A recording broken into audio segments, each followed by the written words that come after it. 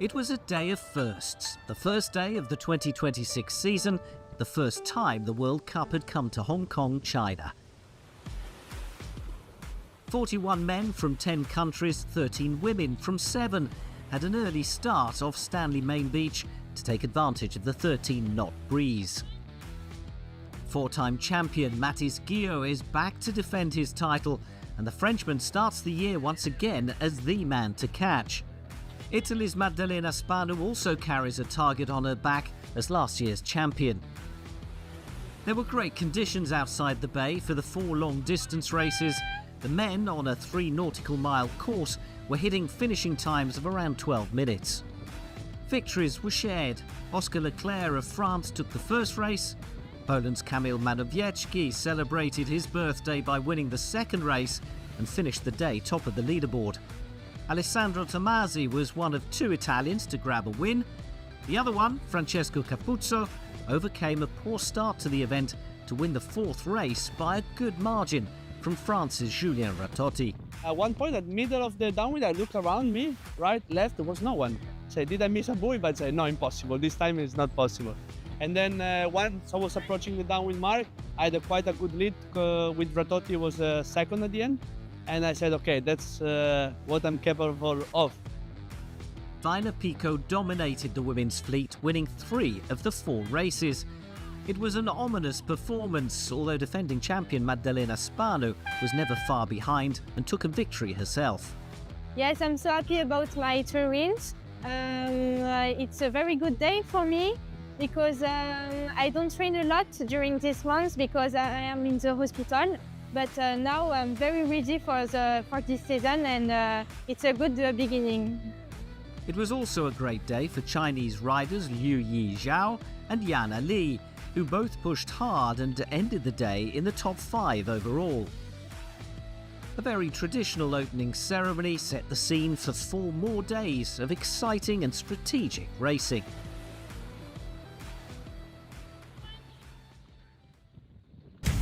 "14 knots of shifty wind made for a tricky day at the World Cup Hong Kong. We had lead changes and splashdowns, strategies and equipment tested to the max. At stake was qualification to the medal series. Only the top 9 would go through. It was a standout day for a number of riders, especially for Thomas Proust, who was flying high after his first ever World Cup victory. The youngest member of the French team completed the day with no less than 5 victories. Julien Ratotti added to France's success with a victory and consistent top 5 finishes. In the women's fleet, teenager Vina Pico was on top form. The French rider won all but one of the day's 8 races. Welcome back to our live coverage of the 2026 WingFoil Racing World Cup Hong Kong competition, and we are about to get the golden ticket race underway. I'm Alec Wilkinson. Mirko Babini's in the commentary box with me. And so this is the golden ticket. It's a rabbit start. You can see the speedboat at the top of the start line. It comes in. The riders have to start behind that boat. So the boat is opening the start line and they're all swarming to the back of it. But obviously those that decide to come up this right-hand side will have had a delayed start. So we've got plenty of riders here. It's a mixed fleet of men and women. The winning man and the winning woman will win that golden ticket into the medal series, which will get underway as soon as this race is done. Yes, exactly. We can see they are pretty close. The front pack with Ernesto De Amicis and Chao Sehai, Denny, OK, Lucian in Halvin, and Rafferty is in the center of the course. I try to say a couple of names. Very well done. Yeah, not easy. I challenge myself. Now we've attempted to get this race away once already. I think it was about an hour ago, but the wind just wasn't steady enough, so we had to abandon that and try again. But what is interesting here is that our leading riders here were the same leading riders that we had in our first attempt at getting the race done. So Rafferty Reid, the only Briton in the fleet here in Hong Kong right now. Izumu Sakai of Hong Kong, China, and Mac Wong as well. He's in third. So some strong local representation. They know these waters well, and I was just looking to see where Rafik Kickaboy is. I can't see him in that top 8 right now, but he was the best placed Hong Konger in the fleet, finishing in 11th, so just missing out on the top 9. Now it seems to be an 8. We got 7, him. Okay. yeah. He's getting outside of the pack. Probably the start wasn't that good for him. So Ernesto De Amicis and Rafferty Reid. De Amicis finished 10th, just outside the top 9 qualifying cut. Rafferty Reid was down in 13th in qualifying, but those are now leading the way. Izumu Sakai of Hong Kong, China was 16th after qualifying. Oh, we can see pumping was Rafferty, I guess. Start pumping on port.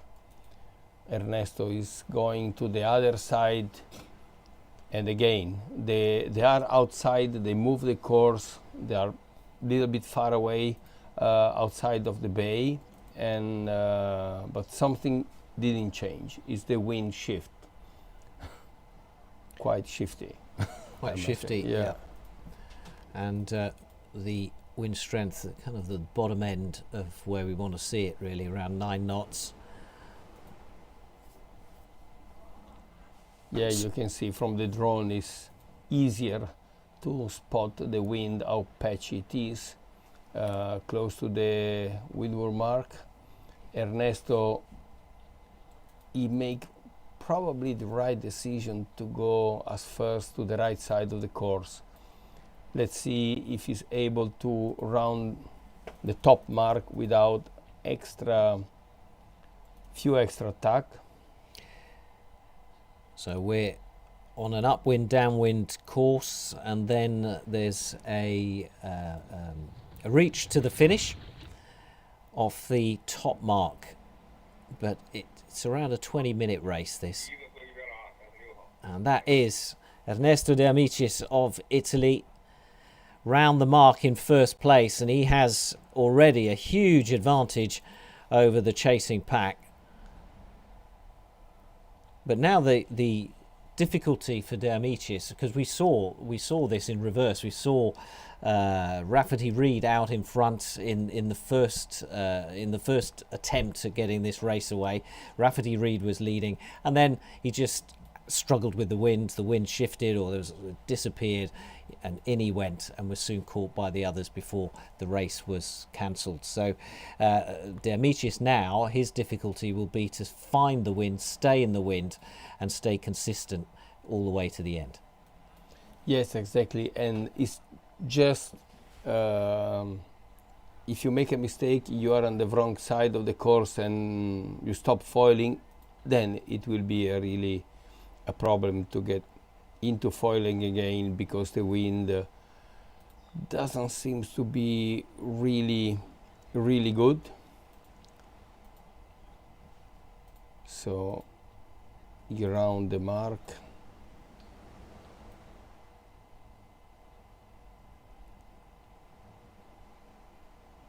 Just keep pumping. Yeah, it's hard work out in these conditions. And Amici is very excited about his new wing. He's done a new deal with Zauli, the Liguria-based manufacturer. They've moved now from Sanremo, just down the road, along the coast in northwest Italy. And he's very excited. He says it's much stiffer, more brittle wing, very fast, but obviously it takes time to use. And we've seen a lot of the guys out there with new equipment, with new wings, and in many ways this first event of the season is a way of testing that, getting used to the new stuff. Yes, and mainly with this double profile wing where they are really stiff, and you need really to understand how to keep the right angle and to keep your hand into the boom properly, and to start to also use the wing really on different angle and really front forward as much as you can, and then you can push more with your front foot into the foil to have more speed. So it's a completely different asset. So just seen Dermicis pass through that bottom gate, heading upwind now for the second time. So he's halfway through this course. Yeah, because the course is full second upwind legs and then straight to the finish line with the short reaching.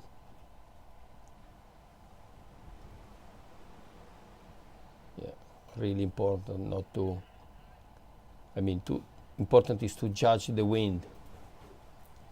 Try to look far away. And I think they've moved the course from where we were earlier. They've moved it a little bit further out of the bay to try and catch. There's strong trade winds coming in off the. Oh! He's in. No. He's lost it. It's exactly what we were worried might happen. It's what we said he had to guard against. Exactly to Ernesto, it happened exactly what happened just on the previous golden ticket race that has been abandoned to Rafferty Reed, almost in the same position, just before. No, it was already on the halfway to the second upwind. Well, hang on a minute. So he's back up on his board and he's pumping away. He's trying to get enough speed to get up onto the foil. And it looks like he's done it. Okay. So great recovery from Dermicis. That looked like disaster for the Italian, but he's recovered well. He'll have expended a lot of energy to do that, but he has recovered. He's back up and he's foiling and flying, and he's still in the lead, which tells you just how big a lead he'd managed to build up. But there's not much speed out there, though, is there? No, and then now he's afraid. This is why he keeps changing angle, because if he try to be too much against the wind, he might lose his foiling. So it's really important to have less angle. We saw this kind of technique on the America's Cup. When you risk to lose the foiling, you just veer away and you almost come back. And then when you get speed again, then you can go back upwind. They are doing exactly the same thing.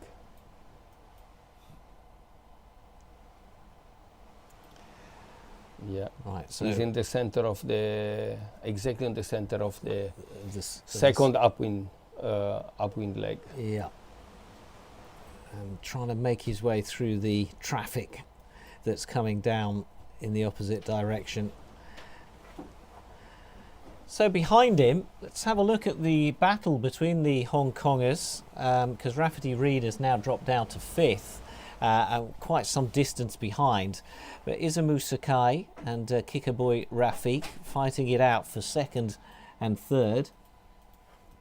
Yeah, we'll see better when we go back to the graphic exactly where they are. So Kikaboy is bottom left, and there's some distance behind Izumu Sakai.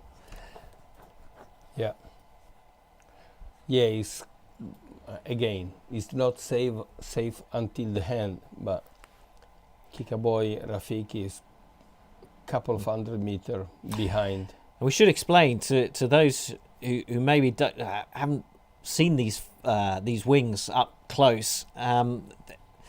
they can fill with water when you go in, when you fall in the water. So it takes a lot of practice and expertise not to pretty much drown it, and so that you can then get back up and foil again. Yeah, I mean, first of all, this kind of wing, the double surface wing, is really important not to make it wet, not to get it wet. And if you crash and you stay in the water longer, then the water can get in, and also if there is alpha kilo or alpha liter of water inside, it make a lot of difference, and you can really feel it. And then also the time that it gets dry again, also it is difficult. So it's a kind of no crash. Just go with that, and please keep it dry and keep it foil. Well, on this occasion, we've seen Ernesto De Amicis recover from splashing down, but he was very careful to try and keep the foil out of the water above his head for as much of the time as possible. So it has vents in it to allow for air circulation that can fill with water. Yeah. No, and you can see from the drone, you can really spot when there is a good wind, because the angle of the board is obviously is more against the wind, and is getting really more speed straight forward. Is going upwind with an average of 18, 19 knots. Now he's tacking because he crossed the left line of the course, and so he has to do absolutely another tack before rounding the top mark and then going directly to the finish line. Pretty close. That's the mark that he's aiming for. He's heading out over to that right-hand ley line. And you could see when he did hit that puff of breeze just how much faster he was travelling, and how much faster than the rest of the fleet that were further down. So a nice manoeuvre there. Mm-hmm. Yeah. And you can see the difference of breeze on the water surface. Yes, I think he is able. Yes, he's rounding the mark. Now the last reaching to the finish. So he was in 10. And winning the golden ticket, he keep his position, so it will be the 10 competitors. So Ernesto De Amicis of Italy, who finished 10th overall in qualifying, has won the golden ticket race, and that means he will take the 10th and final place in the medal series. And he celebrates with a little bit of a jump. But he needs to conserve his energy, because normally he would have an hour's break or so before going into the medal series. But I think the plan now is to get the medal series started as quickly as they can. They've called the finalists onto the water. They're making their way. To the course. But let's just have a look at the rest of the fleet as they come in. It looks like it's going to be a second place for Izumu Sakai of Hong Kong, China. Chao Tse Hai And Kikaboy fake. third and fourth. Yeah, Rafferty dropped down to 7.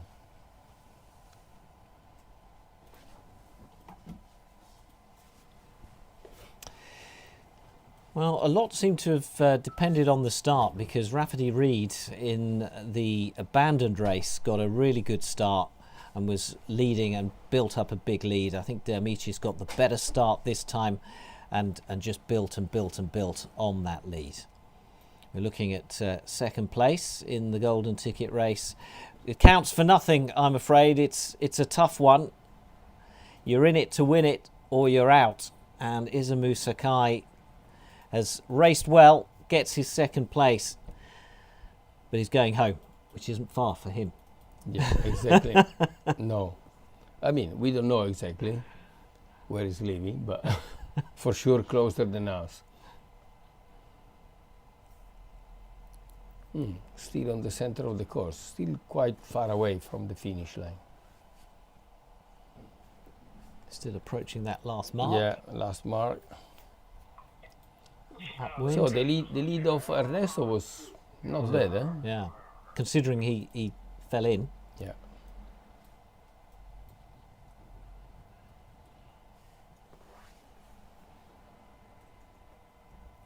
So Kikaboy probably can make third. I think Chao Hey is going to round that mark well ahead of Kikaboy. It's hard to say on this graphic, isn't it? Because there's a little bit of a delay as well from the trackers.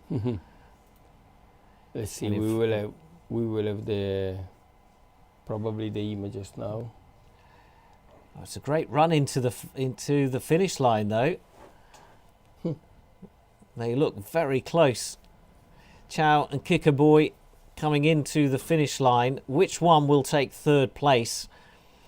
It's just about pride now, and it looks like Chao Tsehe will take third, and Rafik Kikaboy will take fourth place. Yeah. Rafik Kikaboy, he's had a good competition here in Hong Kong. The 2 times Asian champion, finished 11th overall after qualifying. He was only let down really by 2 very poor results in the last races of the day yesterday. And confirmation then of our top 4. But most importantly, confirmation that Ernesto de Amicis has won the golden ticket to go into the medal series, which gets underway very shortly. Yeah. Yeah. Here we close. So there we are. We will let Michis catch his breath, and they'll be resetting the course, and hopefully in not very long, just keep an eye on the screen. We'll let you know in the graphic on the screen how long it is to the start of the medal series for both the men and the women. It was a day of firsts, the first day of the 2026 season, the first time the World Cup had come to Hong Kong, China. 41 men from 10 countries, 13 women from 7 had an early start off Stanley Main Beach to take advantage of the 13-knot breeze. 4-time champion Mathis Guillot is back to defend his title, and the Frenchman starts the year once again as the man to catch. Italy's Maddalena Spanu also carries a target on her back as last year's champion. There were great conditions outside the bay for the 4 long-distance races. The men, on a 3 nautical mile course, were hitting finishing times of around 12 minutes. Victories were shared. Oscar Leclerc of France took the first race. Poland's Kamil Manowiecki celebrated his birthday by winning the second race and finished the day top of the leaderboard. Alessandro Tomasi was one of 2 Italians to grab a win. The other one, Francesco Capuzzo, overcame a poor start to the event to win the 4th race by a good margin from France's Julien Ratotti. At one point, at the middle of the downwind, I look around me, right, left, there was no one. Say, did I miss a buoy? But I said, no, impossible. This time it's not possible. And then once I was approaching the downwind mark, I had quite a good lead with Ratotti was second at the end. And I said, okay, that's what I'm capable of. Vina Pico dominated the women's fleet, winning 3 of the 4 races. It was an ominous performance, although defending champion Maddalena Spanu was never far behind and took a victory herself. Yes, I'm so happy about my 2 wins. It's a very good day for me because I don't train a lot during these months because I am in the hospital. But now I'm very ready for this season, and it's a good beginning. It was also a great day for Chinese riders Liu Yi Zhao and Yana Li, who both pushed hard and ended the day in the top 5 overall. A very traditional opening ceremony set the scene for 4 more days of exciting and strategic racing.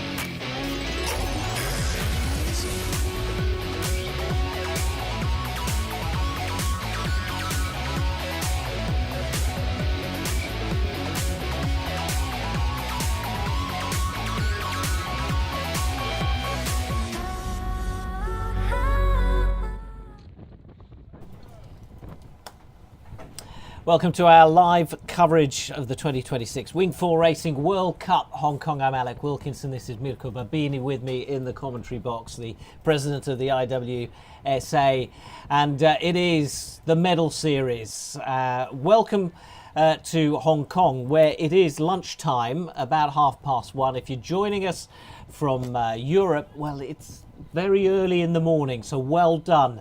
We appreciate the effort. It also happens to be perfectly timed in between the Winter Olympics coverage, because everyone's in bed in Milan right now, so there's no other sport going on at the moment. They watch us during breakfast. It's good. Yeah, that's right. So we are going to go out onto the water very soon, because in the next few minutes or so, it is the start of the medal series. The women are going to go first with the quarterfinals. Then it'll be the men's quarterfinal, then the women's semi, men's semi, and then we'll have the grand finals for the women, followed by the grand final of the men. So it's, as you can see on the screen, it's just under 2 minutes now to the start of the quarterfinal. We have got 3 riders from Hong Kong, China. We have a Turkish rider and a rider from China. So a really good, varied representation, and it's good to see that the local riders have made it into the medal series. So, representing Turkey, the woman who qualified in 10th place, Anastasia Varichoglu. Then we've got Tang Pui Ka of Hong Kong, Chan Hei Man of Hong Kong, and the other Hong Konger is Tsai Tian Yu Claire, or Claire Tsai as we know her, and from China, Yinwo Dong. Those are our 5 quarterfinalists. It's a new format today, and I will let you get a word in, Mirko, in a moment, but we've got a lot of admin to get through. There's a new format for the medal series at the moment that will see the top 2 riders who qualified straight to the grand final. Each one of them will start with a bullet, meaning that they only need a single win to take the title, and we've done away with the repechage. So if you were tuning in expecting the repechage, that's gone, and we've now got 5 riders in the quarterfinals instead. Okay, let's focus on the race then. 15 seconds to go, and already you can see them approaching the start line. Dong, Tang, Chan and Sei all coming in, and they will be pressing the trigger on 0, and it looks like that's going to be a clean start.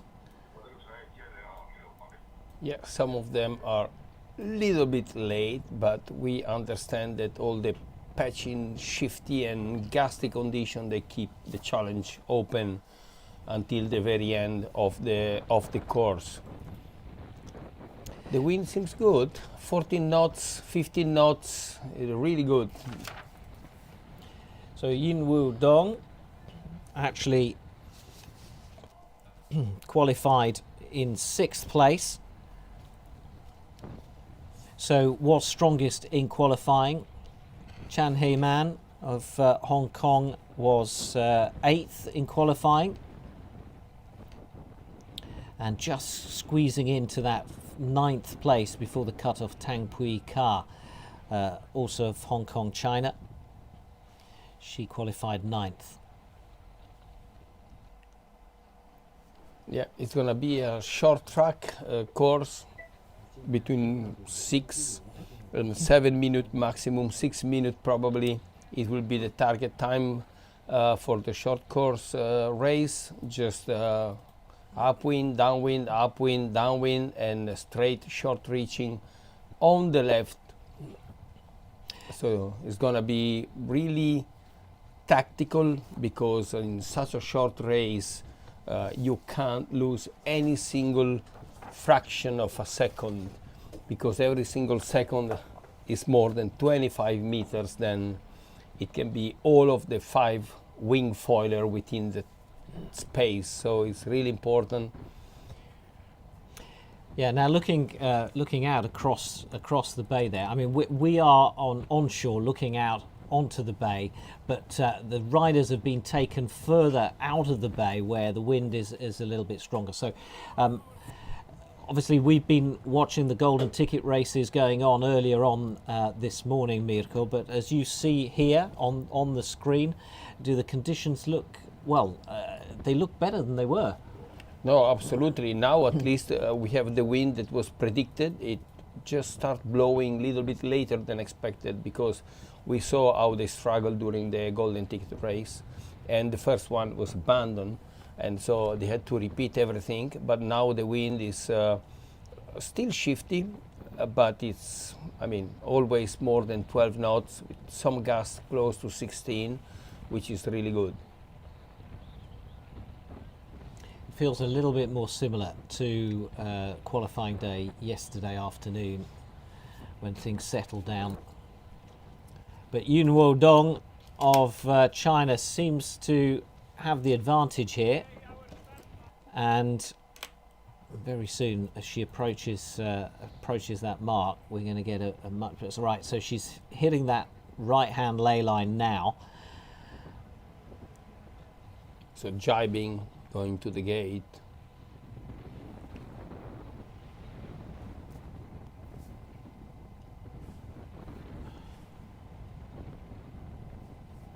Yeah, and Victoria, so the Turkish, the one that was that she was starting late. I don't know if it's right or not. Probably she was in the water. This is why we see her listed on the left side. Okay, so we need on really the rank. confirmation of that fifth racer. Yeah, probably. But there's no doubting the leading three. And remember, it's the top two we're actually interested in, because it'll be the top two that qualify to the semi-final. Exactly. Yeah, the good things of the format is that quarterfinal and semi-final are straightforward. So the top two move, they advance, and then get ready just for the grand final. So it's only the grand final that that it might run maximum 3 times, no more than 3 times, just to have a winner. But the semi-final and the quarter-final are just one shot, straightforward. Top two advance.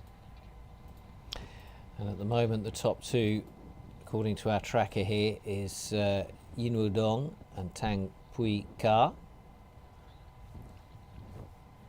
Which is interesting, because Tang Pui Ka was qualified 9th. So if anything, would had a weaker qualifying session than the others in this quarter-final.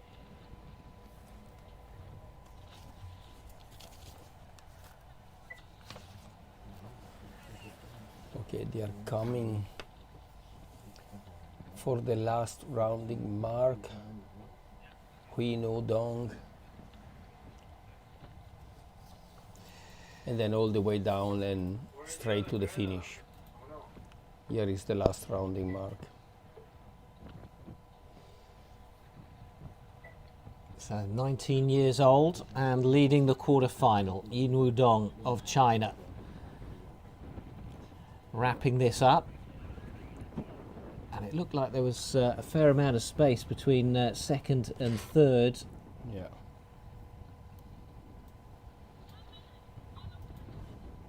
Tang Pui Ka, the second, quite behind, just in the lane line on the right side. Soon she will round the top mark as well. So ahead of Yin Wudong, you can see the finish line, and she will be seeing that finish line with relief, because she'll know that she has done enough to make it into the semi-final. And what a semi-final, what opponents are waiting for her. Maddalena Spanu, the defending World Cup champion. Izet Segura, former winner of many World Cup events. But it's Yin Wudong of China who takes the win in the women's quarter-final to go through to the semi. And what about the battle now for second place? A long, long way back. Chan Heyman and Tang Pui Ka. Yeah, they're pretty close. Claire Tsai Tian Yeah. will bring up the rear.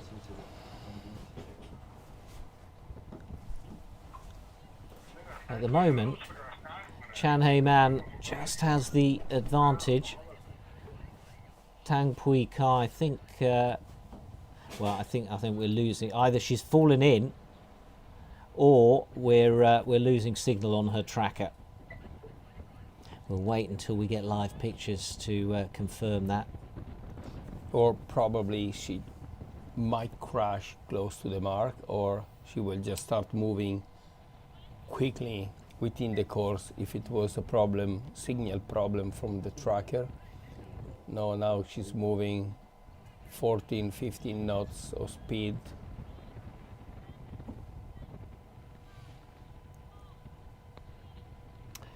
Well, she's going to have to move a lot faster than that Yeah, if she's going to catch second place. No, yeah. I'm pretty sure that Setian Euclair, she will definitely score the second spot for the semi-final.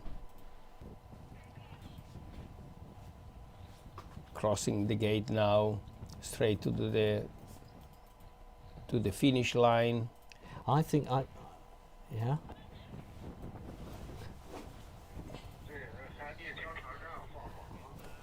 I think So Claire it's Tang Pui Ka, Tsetian okay. has got another, No, has it's another another lap lap. to do. Yeah, Then it's okay. Tang Pui Ka. Yeah, so Tang Okay. Pui Ka is our second place rider coming into the finish line, and she will go through to take up the second and final quarter-final space, semi-final space. And the next quarter is going to be interesting. Yeah. I guess with more action with respect of the girl on the previous heat. Oscar Leclerc, Francesco Capuzzo, Nicolo Spanu, Gregorio Pugliese and Ernesto De Amicis, the golden ticket winner. They are all five in really, I would say, warm quarterfinal heat. A lot of level, a lot of good athletes. Absolutely. So here we go. 4 Italian and 1 French. That's right. So all the men in the medal series are indeed Italian or French. And I was just looking at that flag coming up. That's not what we want to see. AP must be some problem with the mark somewhere, most probably, or because let's see what's happened. I have to wait for some notifications to come off the water.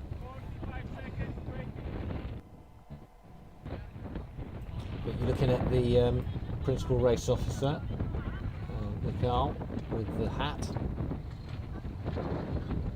and an army of Hong Kong volunteers who have worked their socks off over the last week to put on what's been a great show. Unfortunately, we lost 2 days of racing because of no wind, but that couldn't be helped. But they've really welcomed us, and the riders, I know, have had a fantastic time around the central areas of Hong Kong. Okay, it was a quick adjustment of the course, probably.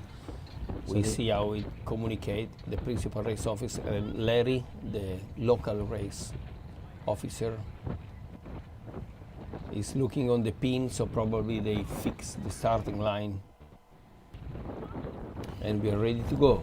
So ready to go with 5 riders for the men's quarter-final. It's Oscar Leclerc of France, and chasing him down will be 4 Italians, Francesco Capuzzo, Niccolò Spano and Gregorio Pugliese, as well as Ernesto De Amicis, who won the golden ticket.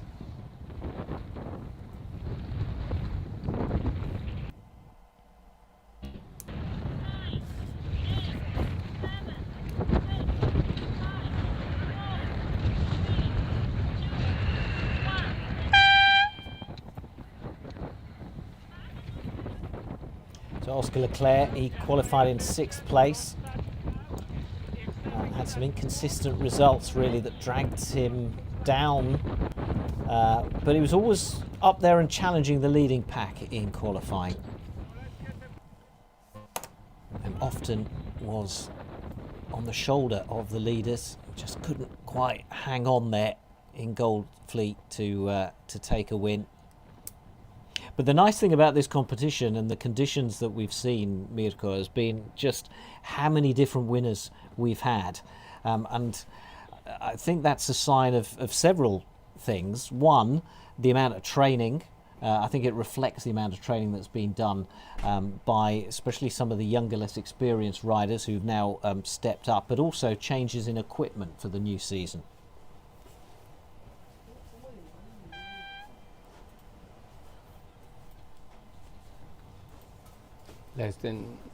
We are within the 2 minutes of the start.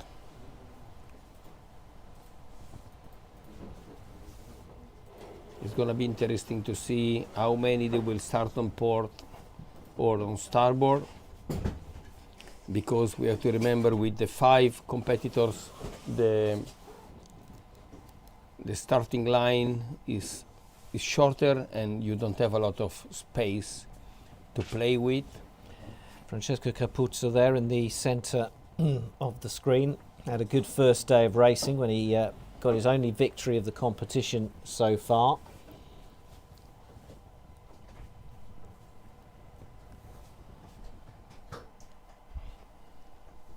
And how different are the tactics when you're on this start line with only 5 of you compared to when you're doing fleet racing, which is what they've done throughout qualifying? I mean, it's a different tactics. First of all, if you are too early, then you do not have the space to cross the starting line and you're out, because then you get to the end, you have to maneuver, rather a jibe or attack, and then go to the other side, which then is over.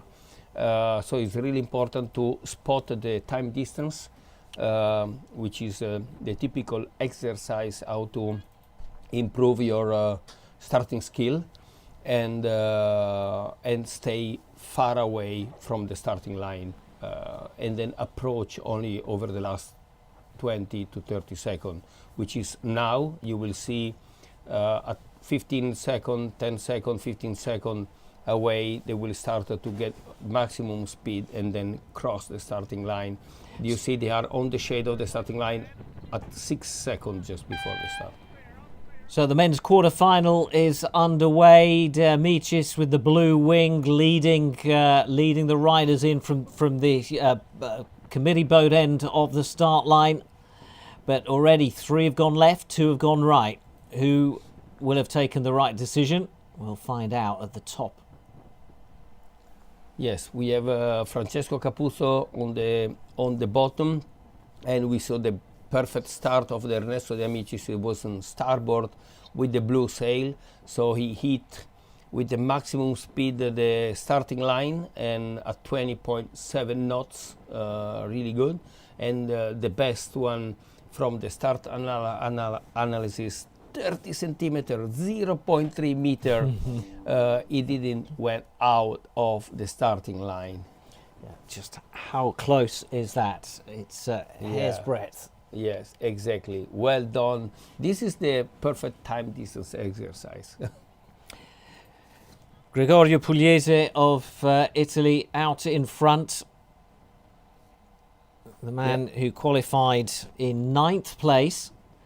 And he's round that top mark ahead of Francesco Capuzzo. Then comes Nicolo Spanu, De Amicis.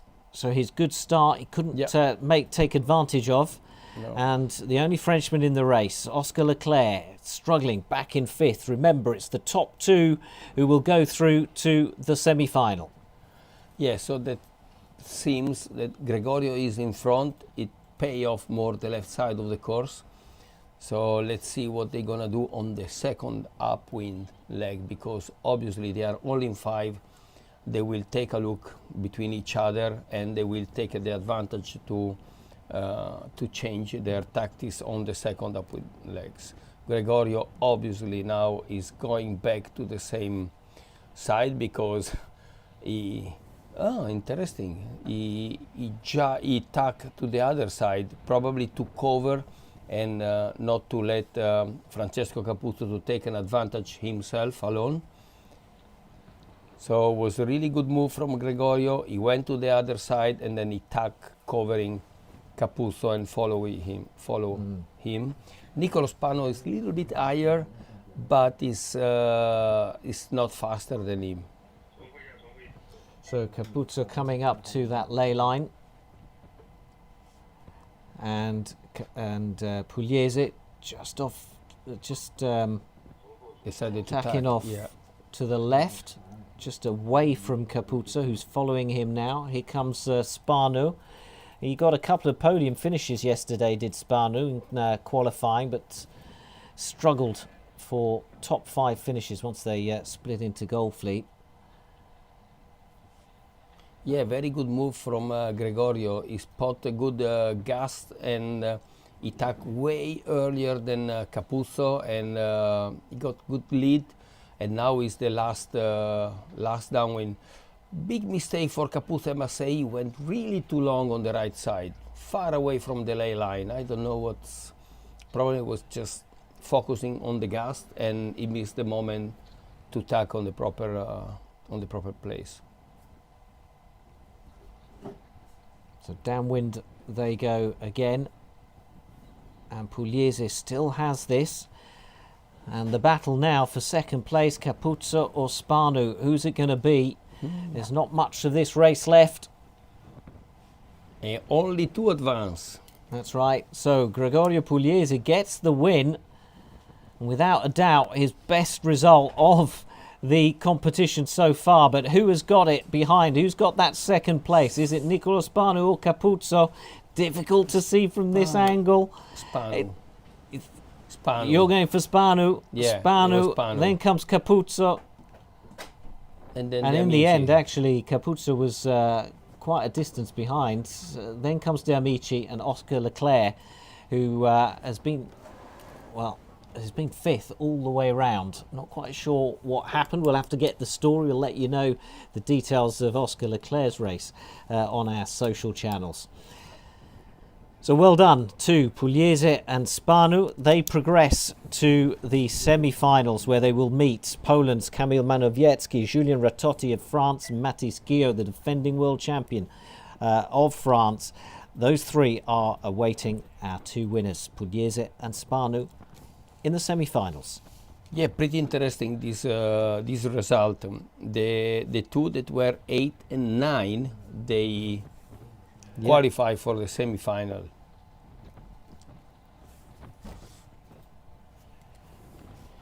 So next. Yeah, I mean, the interesting thing about, when we have the next is the women's semi-final, it's interesting, isn't it? Because often the golden ticket is in the end won by the person who came 10th or 11th. They're generally not far off the pace. But for an 8th and 9th place qualifiers to make it through to the semi, that's more unusual. Exactly. So good move for Gregorio Pugliese and Nicolo Spanu that just overtake Capuzzo straight before the gate. It was a big battle between them.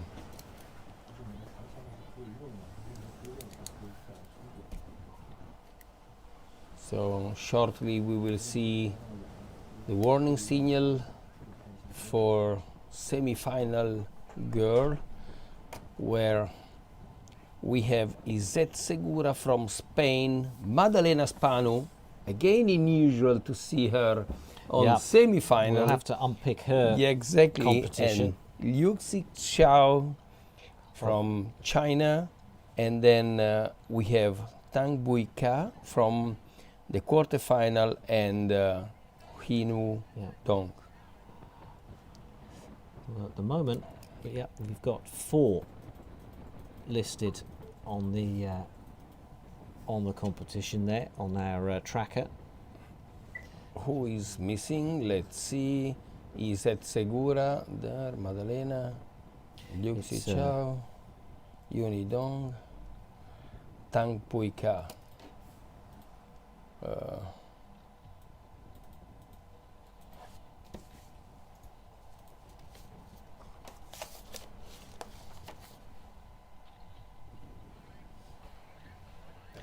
Well, as they come into the start line, we'll see whether we've got 4 or 5 for this final, and if one of them has dropped out.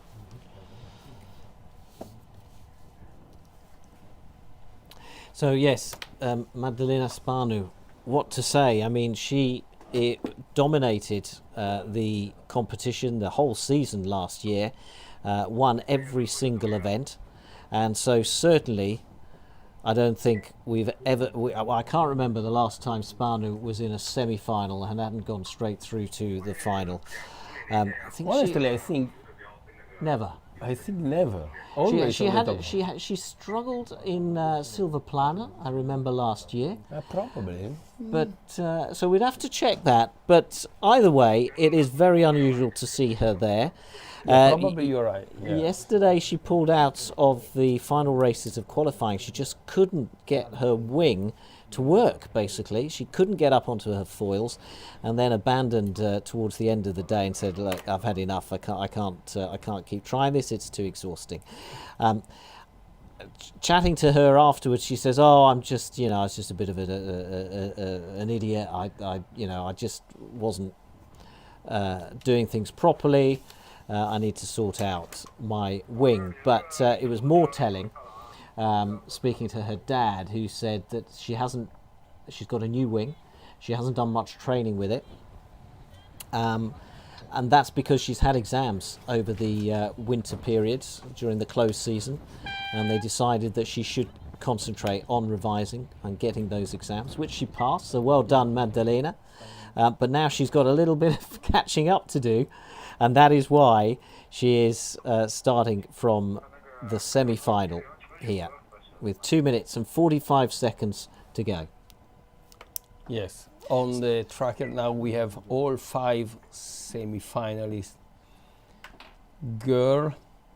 Yeah, so we can confirm now. On the start line will be Yinwu Dong of China, her compatriot Liu Yi Zhao, Maddalena Spanu of Italy, Izet Segura of Spain, and we have Hong Kong's Tang Pui Ka as the 5th rider. And again, the top 2 will advance to the grand final.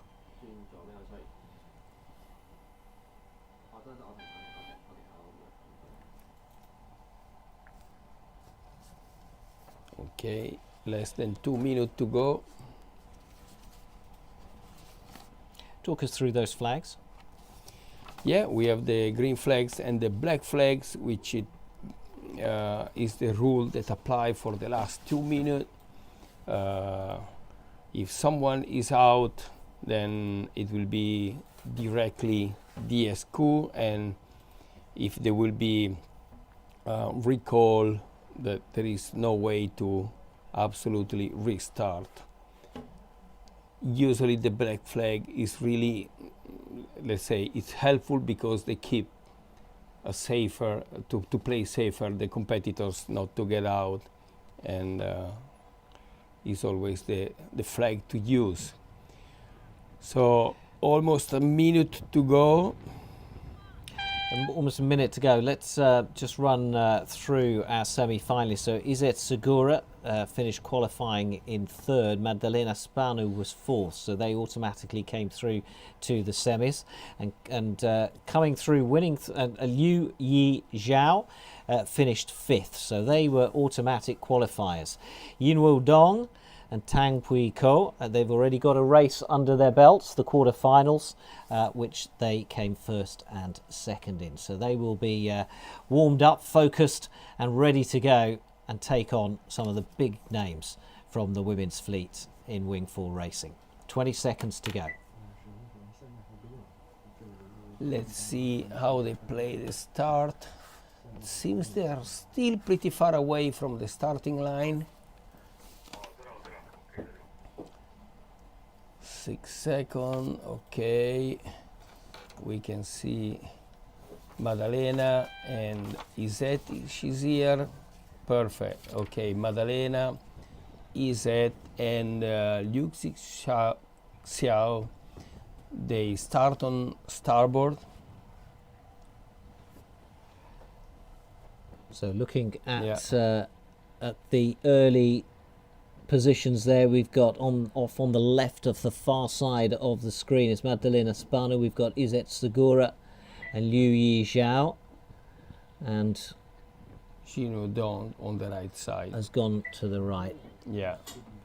Together with Tang Pui Ka, That's, yeah. which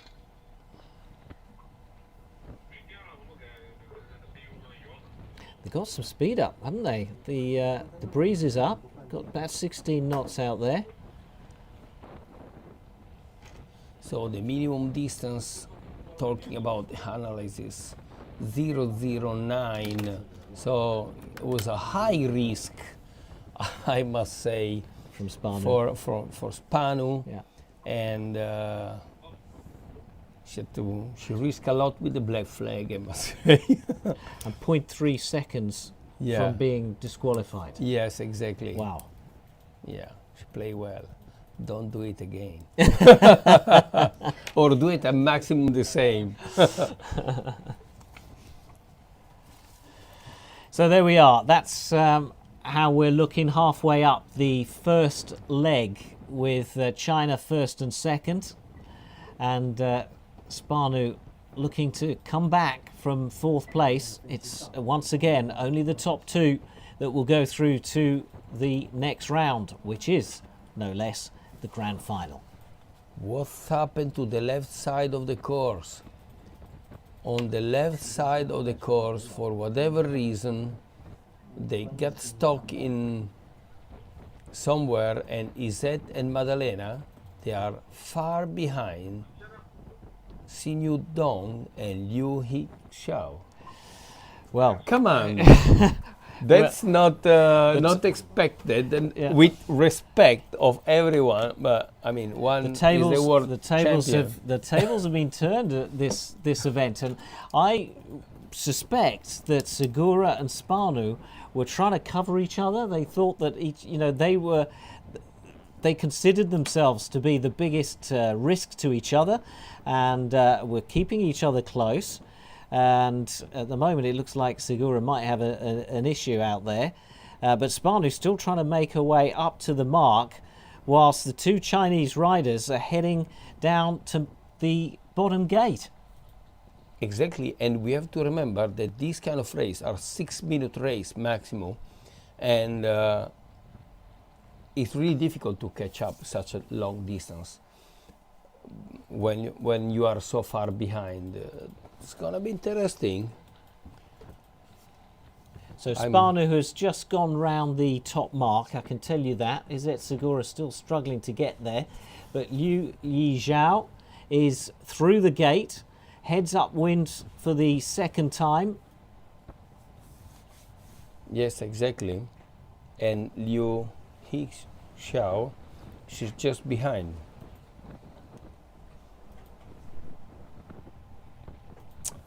Ay, ay, ay, ay, ay. That was not expected. Izet is foiling back again, looking at the speed. But she's still to round the top mark for the first time.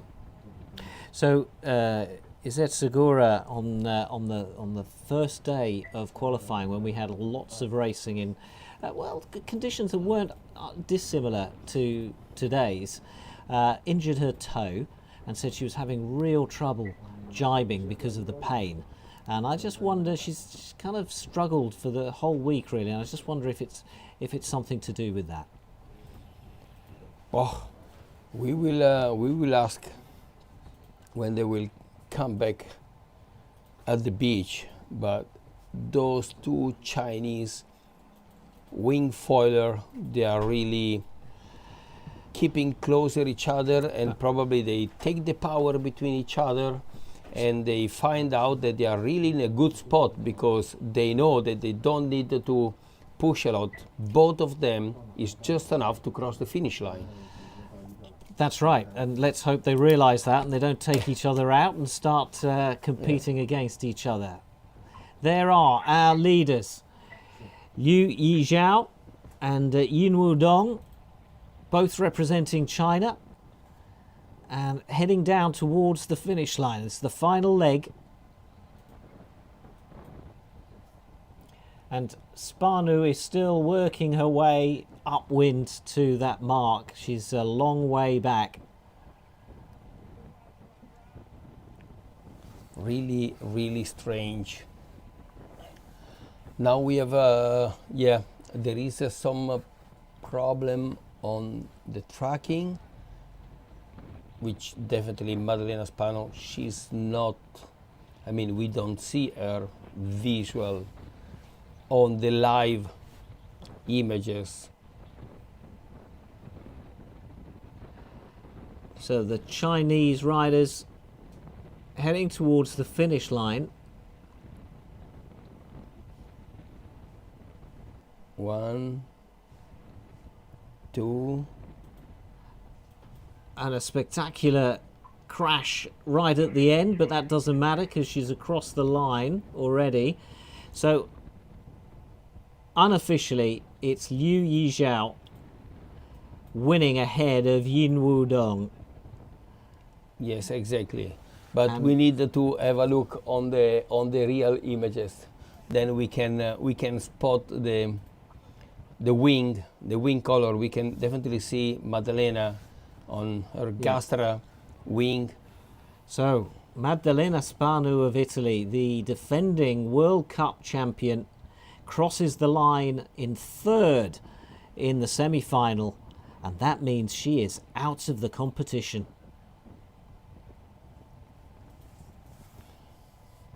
Yeah, she must be really disappointed for that. And another surprise is Segura of Spain, struggling to even finish the course. And if she continues like this, she might run out of time. Yeah, definitely, and doesn't make a lot of sense. And probably she doesn't have the time to cross the finish line within the time limit. And pretty bad move for both of them, all the way to the left side of the course, and big mistake. And as we said, in such a short track, you can't make mistake. You're gonna pay off really high price on that, and this is what happened to Maddalena Spano and Izet Segura, which we don't see them on the grand final. No, we don't. Who we will see in the women's grand final is Liu Yizhao and Yin Wudong. Yes. And they will face Yana Li, the 16-year-old from China, who's had a terrific competition here, and Vina Pico of France. So that will be our women's final, but right now the focus shifts back to the start line and the men's semi-final. That'll see Kamil Manowiecki of Poland up against Julien Ratotti of France and Mathis Guillot of France. Also through from the quarterfinals, two Italians, Niccolò Spanu and Gregorio Pugliese. So two Italians, two French and a Pole will compete the men's semi-final.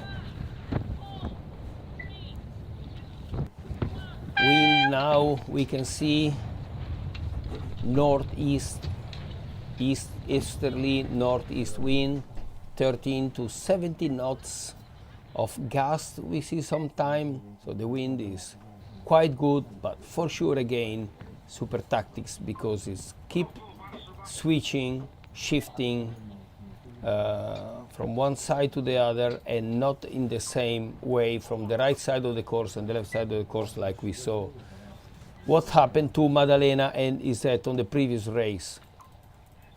Well, the men will have been watching that and maybe have learnt the lesson. So yeah, as you say, interesting to see which way they go. And we were talking about, Spanu being in the semi-final. Well, we never used to see Mathis Guillot, the 4 times World Cup champion. We never used to see him having to qualify from a semi-final. Heaven forbid he should have to do that. No, he was always an automatic finalist. But it's happened a few times in recent events, towards the end of last season as well. But don't let that fool you, because I think he's as razor sharp as ever. I mean, in this semi-final, we have, I think, all of them, they've been a winner of something over the last 2-3 years of the World Cup. So the level is pretty high, and probably only Gregorio Pugliese is kind of the underdog of this semi-final fleet. And he was the underdog in the quarterfinal, having qualified in 9th, and then he went and won it. Exactly, and it was out of the top 10 yesterday, and he scored a couple of heat on the final races yesterday as well. So if he continue like that, let's see, it might be a surprise. Flag comes down, minute to go. Now the serious business begins. They'll be focusing and trying to get into position. It's about once they go out and to make that turn so that they can head back towards the start line. It takes about 15 seconds, doesn't it, that whole manoeuvre? Yeah, so 15 seconds at least to make sure that you are in the right position to spot your time distance, and again to cross the starting line almost at zero and at maximum speed, obviously, because it's not just about where you are at the zero, at which speed you are across the starting line. So we see 3 on port and 2 on starboard. So Gregorio is repeating almost the same tactics as before. So Matisse not in a good position in this one. You have to tack exactly, because otherwise not in the right position. The men's semi-final is underway here in Hong Kong, China, and Ratotti is heading off to this right-hand side with his blue Zhaoli wing. Camille Manevetsky also on a new wing, heading to the right. And the others putting in a quick tack. Yes, they went out of the starting line, and Camille also tacked straight away on port, and Matisse Guillot and Julien Ratotti is the one on the bottom. Only Gregorio Pugliese went really up, and Nicolo Spano on the middle. So all of them, they are on port. Julien, first one, tacking on starboard. Well, Pugliese used that same tactic, really close between Guillot and Ratotti, the two Frenchmen, now side by side. Manevetsky is the chasing white wing. Nicolo Spano is the white on the right side, and with the red wing is Pugliese, Gregorio Pugliese. So right now it is Guillot ahead of Ratotti and Spanu, and trying to chase them down, Pugliese and Manevetsky. Yeah, do you see the wind, the shift of the wind, which Matisse spot when he decided to tack just in front of Ratotti. And second is nicely done by Nicolo Guillot. Spano. Well ahead at, or has got some breathing space anyway at the first mark at this speed, though. So Gregorio, someone's in. Gregorio Pugliese has gone in, but meanwhile Spanu is trying to chase Matisse Guillot down. He's doing a good job of it at the moment as we watch the first and second place riders, and behind them Manevetsky's moved into third. Good move for Nicolo to anticipate the jibe. So an early lead change on that second leg. Spanu goes ahead of Matisse Guillot, and Manevetsky is closing in on them from third place as well. So we've got 3 really battling for the lead. Remember, the top 2, only the top 2, will go through to the grand final.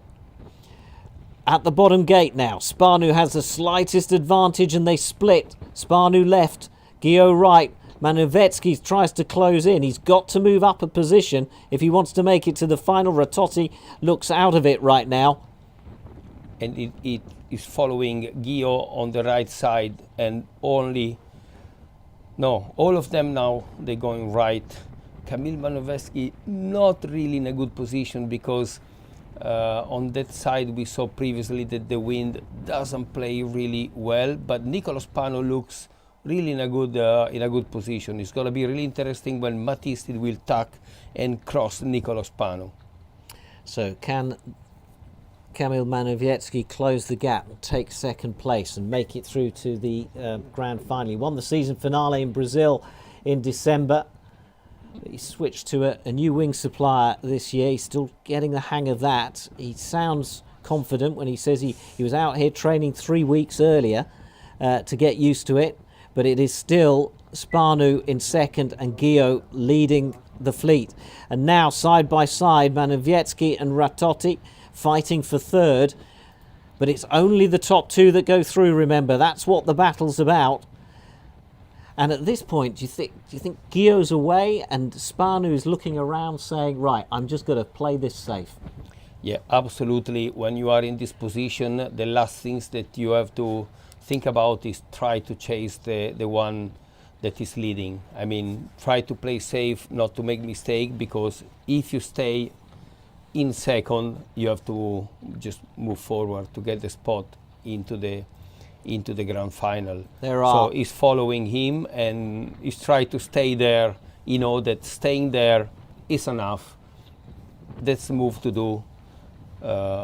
It's not the next. At the next grand final is completely different mindset. Look how hard Ratotti on the right hand of the screen there. He was pumping and pumping, hoping to accelerate, hoping to find that extra bit of speed to allow him to close down on Spanu. But the distance is too much. We have our two winners in this semi-final. Matisse Gio of France crosses the line to qualify for the grand final, and right behind him, Nicolo Spanu. He came through the quarter-final, and now he's been second in the semi and goes through to the grand final. And here it is. Matisse Gio got his spot on the grand final together with the Italian. So 2 second place finishes for Spanu, but that's all it needs. Exactly. And Ratotti is coming, and Camille straight behind Julien Ratotti. So confirmation of the results with Pugliese falling at that top mark after leading the race. So we have Gio and Spanu going through to the men's grand final. They will face Thomas Proust of France and Alessandro Tomasi of Italy. So 2 Italians and 2 French are through to the men's final here in Hong Kong, China.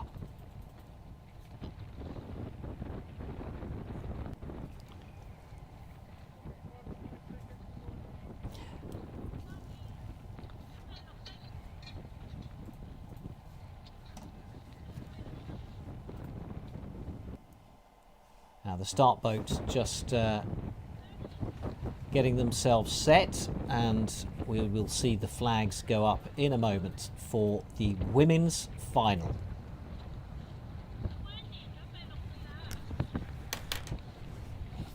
Yes, it was really interesting. We have some new name into the grand final, some surprise.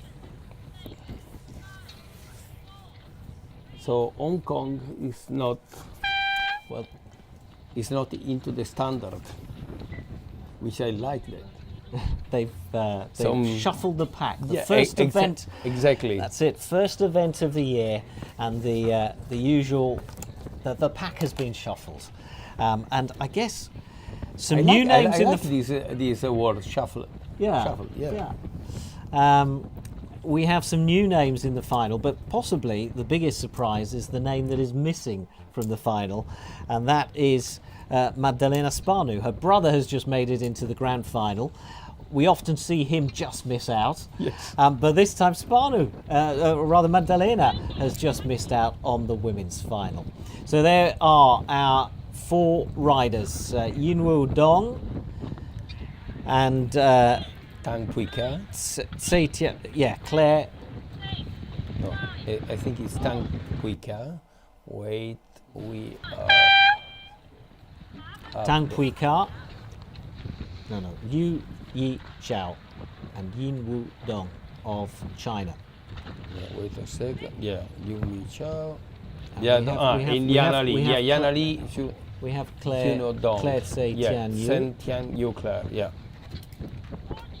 So Vina Pico, just to clear this up, Vina Pico of France and Yana Li of China, both of them just 16 years old, have gone straight into the grand final as the top two qualifiers. They start this race with a bullet each, meaning they only need to win one race to win the Hong Kong China title.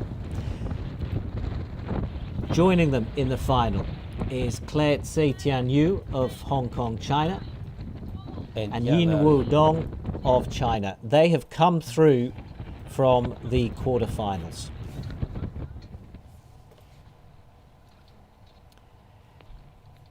Into that crucial final minute before the start. And again, they will have been watching the... Now, how much of an advantage, actually, Mirko, is to have already raced, you know, two races, to have done the quarters and the semis, whereas Pico and Lee have just been sitting there watching? Yeah, I mean, there is two different advantages. The one that they did, they raced before, they have an advantage of the overall view of the course. So if there is some kind of patchy part, obviously they know, they can spot. But remember that for sure over the last 20-25 minutes they were already in the water and watching everyone else that they raced before. And so in terms of general, okay, the start is clear. So the women's final is underway here in Hong Kong. It was a clear start. And Vina Pico already off the start line well and heading off to the left, but has put in an early tack. Yes, almost what they did in the previous heat for the men. When you go too much to the left side, doesn't pay off at all. You have to go tack as quick as possible and bang to the right side of the course. Big mistake. It was the big mistake from Izet, Segura and Maddaleno. Too long. They went too far away to the left side of the course. Now Yana Li is our early leader, 16 years old.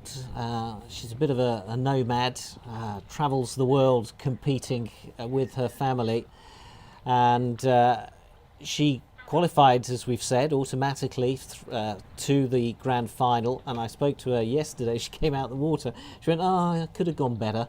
I went, "What do you mean? How could it have gone better?" She just said, "Oh, my technique, my tacking, always need to improve." And I guess that's how you get to be amongst the best in the world. You're never quite happy with your performance, but she should be happy here because Yana Li is forging ahead, building up a good advantage over the chasing two. Vina Pico in the mix behind her, and Claire Tse Tian Yu from Hong Kong in third.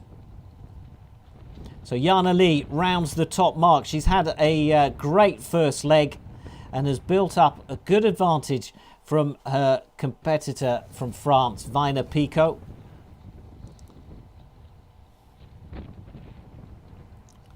It is pretty strange that Vina, she's so far behind. She will pump a lot, and again, right side of the course it pay. This is why she went straight on the jibe to the other side, because you can get more wind. She's a little bit faster, 3 knots of speed different. Did you see the early jibe that she did? She just overtake Yana Li just by the early jibe into the wind. Early in this second leg, Vina Pico takes the lead from Yana Li with an early jibe. And Pico now heading to that bottom gate. And it'll all be about angle now as they come down to the bottom here. One more manoeuvre from Pico. And then which way do you think she'll go? Look how close it is now. Yana Li closing in on her. She's missed the gate. She's missed the gate. And Vina's in. Vina has fallen off the foil and is now struggling to get back up and flying. Jana Lee is going back, I think, to take that gate again, and she's missed a great opportunity. And I wonder if the wind just died at that point, because Pico went in and Jana missed the gate. But now she went. What's happened?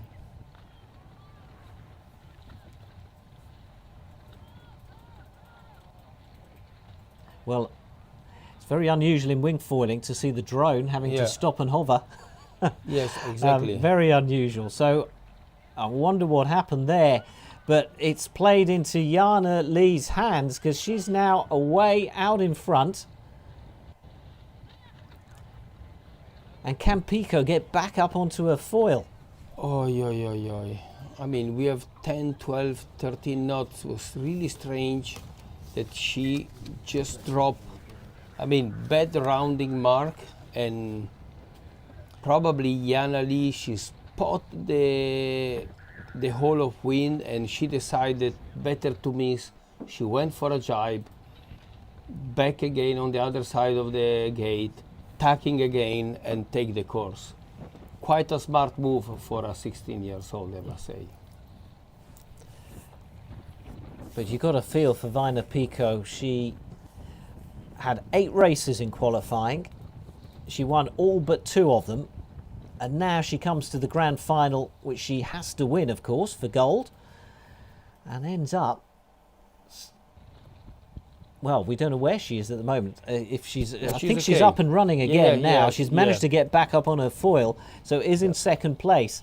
So Jana Lee will know now that she's just got to get to the end of the course, and the gold will be hers. Exactly. Vina Pico, there's only so much she can do, although we're seeing her coming into shot there. And Claire Se Tian Yu and Yun Yu Dong are well out of the running. So now it's just a case of whether the French rider can claw back the distance on Jana Lee, and it'll need a mistake from the Chinese for that to happen. An extra tack for the Chinese to round the mark properly. She decided to play super safe and she jibed instead of tacking. Probably she knows that the wind is really marginal, close to the Mark 1. This is really important not to make a mistake. She see the shadow, probably the red shadow behind her wing of Vina Pico, and obviously she knows that on the downwind leg she's really fast, so she must be for attack and straight on the last downwind. So now suddenly that distance has closed as they both approach that mark. Jana Lee doing this huge jibe and manoeuvre to get round the mark. And they're coming in together now with Vina Pico on the inside, and has the Chinese rider just given that lead away. She's just marginally out in front on the last mark. They're heading down towards the finish line, and Can Pico, she's pumping away, trying to pick up speed. And Jana Lee, faster downwind, first time round. It's gonna be a fight. Oh no, bad jibe, splash into the water a little bit. It means losing speed. So suddenly, out of nowhere, we have a race. It's a 2-rider race. Someone's in the water there, but that's the other one. That's one of the... Se Tian Yu Claire, I guess. Yeah. So Vina Pico over on that right-hand side. Just trying to get our bearings exactly where she is in relation to... There we go, Jana Lee. So she's going out left. The angle of the drone here is not quite as it looks in reality. So now Jana Lee, she will jibe, And so, and and the two Vaina. riders come together now. Both of them on the ley line towards that gate, and Vaina Pico slightly ahead, but still needing to accelerate. Jana Lee catching her up, closing the distance. Much faster at the moment as they come down to the bottom gate. It's just a better position for Jana. Ah, no, bad maneuver, bad jibe. So Jana's in For the water. both. Both of them For have gone both of down them. again. No So way. we've seen this twice now at this bottom gate. Both of them are in the water. They're needing to try and keep the wing out of the water. And Pico's on the board, just paddling. And what a finish to the women's final. Limping over the finish line, Jana Lee. Our two 16-year-olds have given us an incredible, dramatic end to this final. And Pico virtually just throwing her wing ahead of her as Jana Lee crosses the finish line to take victory. But can Pico now get back up on the board and claim silver before the others catch her up? Yeah, I really hope that Vaina, she will stand on her board and start pumping. I mean, the wind is there. They had a different approach on the last jibe.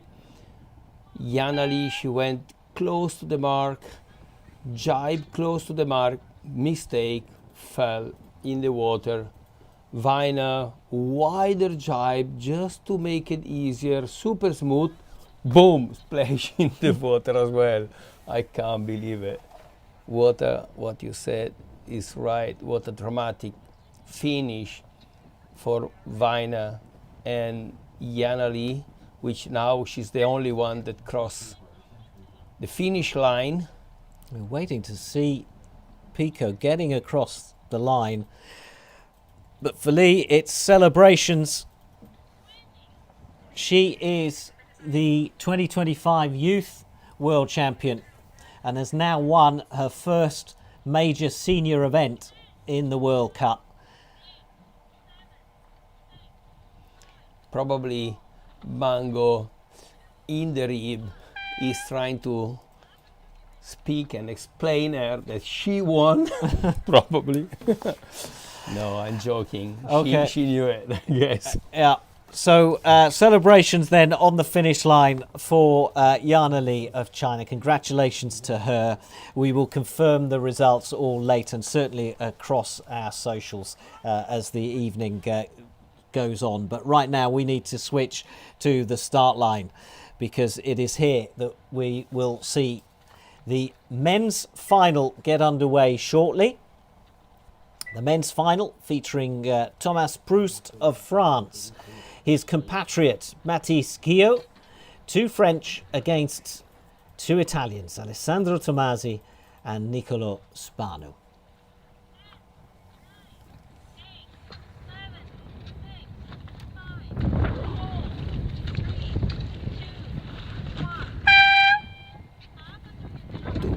To go. So 2 minutes to the men's final. The week has been building up to this, the climax of the event here in Hong Kong, China.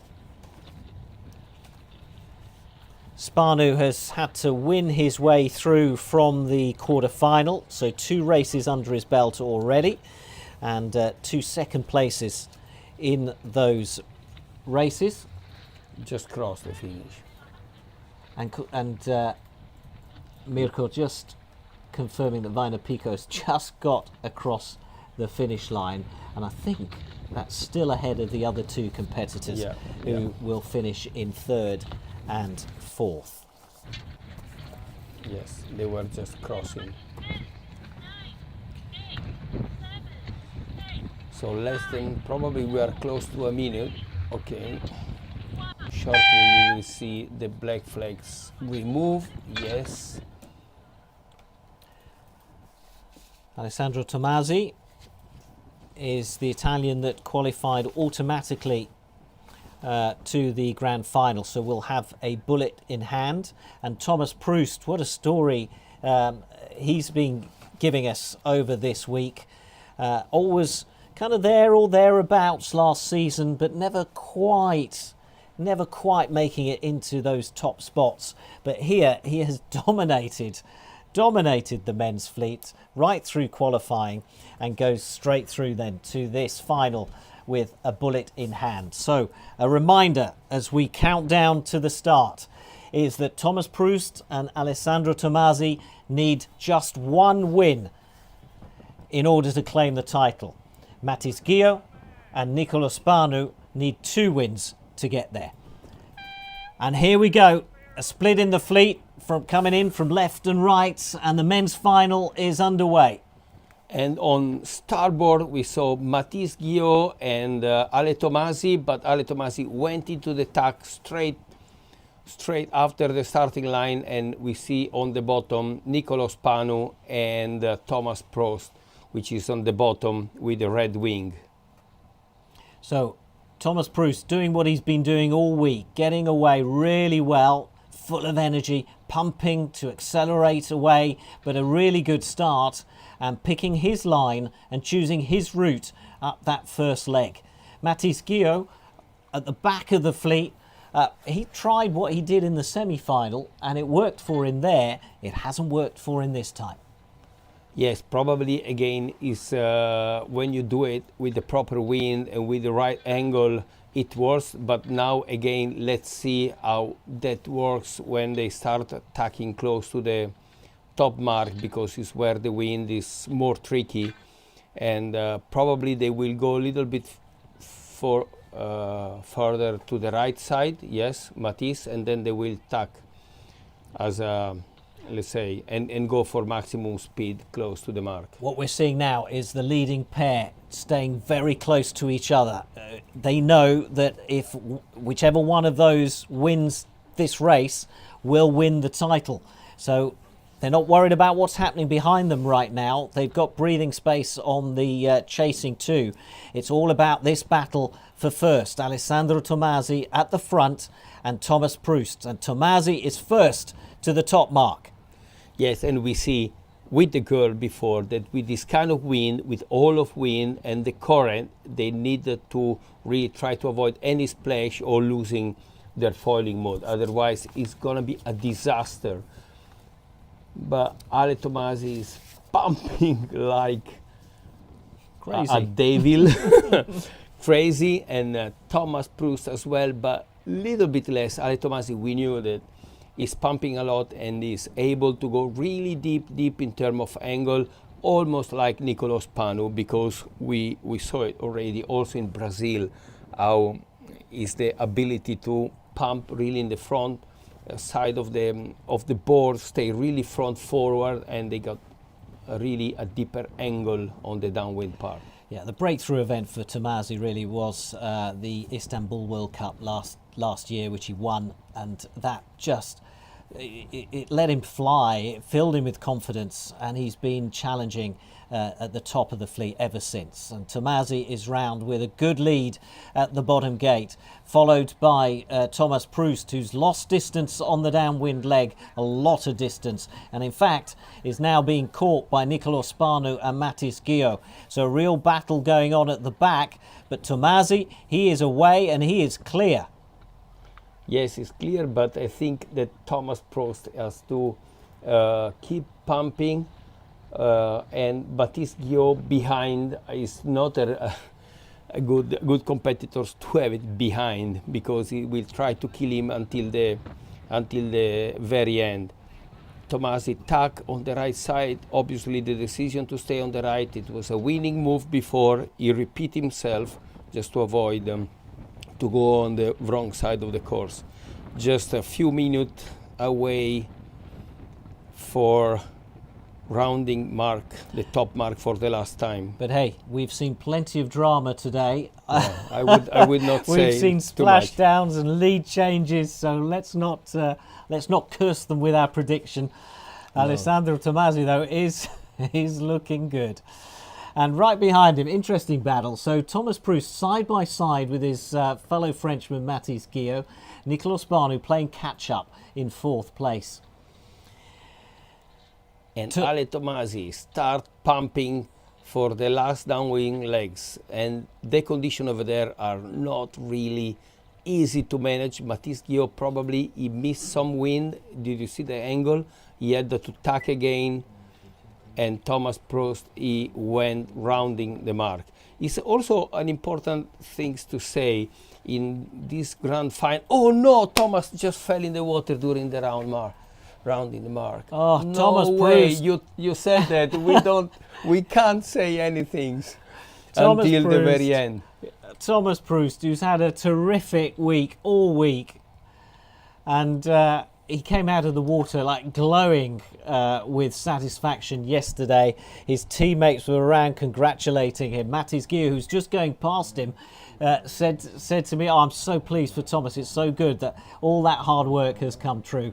But he is in the water, and he's not going to recover from that. This is the man to follow right now. He is the man they're all chasing. It's Alessandro Tomasi of Italy, heading towards the finish line and heading towards the first title of the season. Mathis Guillot's chasing in 2nd, and I think Proust is up and running at the back now in 3rd. So through the bottom gate for Alessandro Tomasi, and he is about last jibe. He's heading towards the finish line, and he is about to add another World Cup event title to his Istanbul title from last season. Tomasi wins in Hong Kong, China, and he is going to be so happy with that success. Great, well done for Ale Tomasi. Deserved. Really difficult week for everyone, but obviously he had a lot of up and down. Not easy, and they understand it was challenging until the end. Really great also that in this final, Ale Tomasi, RRD, and then Thomas Proust and Vayu and Mathis Guillot in ozone and Nicolas Barnu in Gastra. Again, I'm saying that because that's proof how the athletes make the difference, and most of the wing are really level, the equipment is really leveled, and the effort of them, that's just amazing. So we're looking at Alessandro Tomasi, our winner in Hong Kong here. He won 4 races in qualifying and now has gone straight through to the final and has won the final. So again, at the end, Mathis Guillot went 2nd, but Thomas Proust, with the bullet that he had, he kept silver. So gold for Tomasi, Thomas Proust, which he had really amazing last 2 days. So he kept the silver, okay, and Mathis in bronze. So let's just confirm the result of the final. So Alessandro Tomasi, Mathis Guillot, Thomas Proust took 3rd, and Nicolas Barnu took 4th. But medals: gold to Tomasi, silver to Proust. Yes. And bronze will go to Mathis Guillot. So a real drama. That medal series, it's been created to give us drama, and it's been played a little bit with for this season. No repechage. 5 riders in the quarterfinal and semifinal, and it seems to be working so far. So that's all good. Final word really about this whole event here in Hong Kong. I think it was an amazing organizer. A lot of effort from for all the people here. They are doing a lot of activity, from canoeing to windsurfing, dragon boating, yeah. A lot of activity here around, which is amazing because Hong Kong is just behind the hill, and here in Stanley Beach there is a lot of people. We see the parking lot full of people coming during the weekend. It's an amazing place, I must say. A lot of spirit, nice spirit, and Mango and all his team, they They Done a did great really job. a great job. Great job. Amazing. Yes, great hosts. Thank you very much to them. Thanks to all the riders for giving us plenty of action. We're off to the prize giving now. If you want to follow that, check all the results, make sure you stay across all our socials, whatever you're on, Facebook, Instagram, X, it's all there. You'll find all the details, and of course the website. Thanks very much for watching. Hope you've enjoyed it. That's our first event of the World Cup in 2026. Hope you've enjoyed it, and congratulations to our champions, Jana Lee of China and Alessandro Tomasi of Italy. From Mirko and from me, it's goodbye for now. 14 knots of shifty wind made for a tricky day at the World Cup Hong Kong. We had lead changes and splashdowns, strategies and equipment tested to the max. At stake was qualification to the medal series. Only the top 9 would go through. It was a standout day for a number of riders, especially for Thomas Proust, who was flying high after his first ever World Cup victory. The youngest member of the French team completed the day with no less than 5 victories. Julien Ratotti added to France's success with a victory and consistent top 5 finishes. In the women's fleet, teenager Vaina Pico was on top form. The French rider won all but one of the day's 8 races. Defending World Cup champion Maddalena Spanu started the day second overall, but failed to finish a single race because of problems with her new and untested wing. By contrast, the youth world champion Jana Lee of China made an impressive step up to senior level, pushing more experienced riders and grabbing a handful of top 3 finishes. I'm excited to be in the medal series. I'm looking forward to tomorrow and taking better starts and overall better technique. As for Proust, he ended the day bubbling with confidence. Vindication for training every day through the winter break, even when it was only 5 degrees at home in La Rochelle. So going in grand final, all I need is a win. I will push as fast as I can to grab this win. The medal series on Sunday will decide our men's and women's champions, but in these conditions, it'll be tough to predict our winners.